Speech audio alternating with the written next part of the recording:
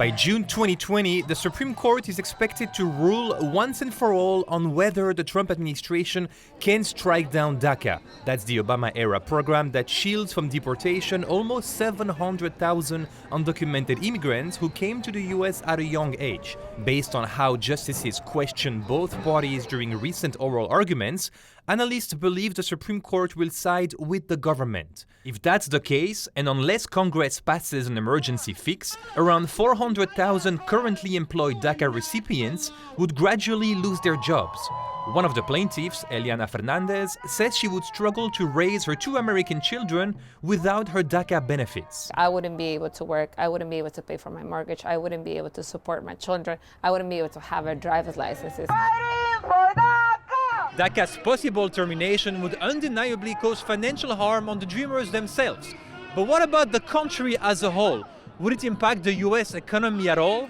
During the oral argument, an attorney for DACA recipients said the White House failed to assess the financial costs when it tried to end the policy in 2017. They don't take serious account of the dramatic costs to DACA recipients and the economy. But economists told Newsy that while some employers and cities would indeed take a hit, the national economy would not see a significant impact. There's not enough dreamers out there to make a large enough difference to the economy that you're going to see it in the aggregate statistics. But what we have to think and take into consideration is right now, labor markets are extremely tight. We have record low unemployment rates.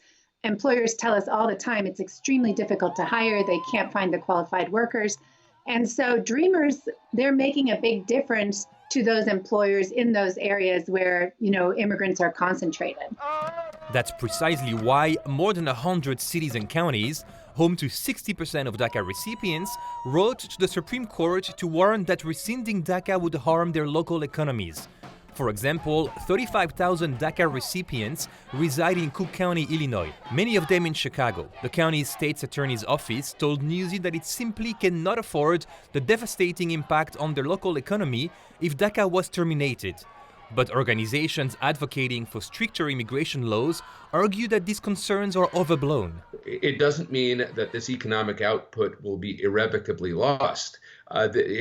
In most cases, it would result in other people moving in and filling those positions. We have historically low unemployment levels, but we still have exceptionally high numbers of people working age who are outside of the labor force at this time. Those people need to be brought in. Beyond the debate on immediate economic risks, there are also long-term concerns about pushing a young, productive, and educated population on the ground. Pia Arrhenius of the Federal Reserve Bank of Dallas says the vast majority of DACA recipients would likely stay in the US even if they lose their benefits and protections.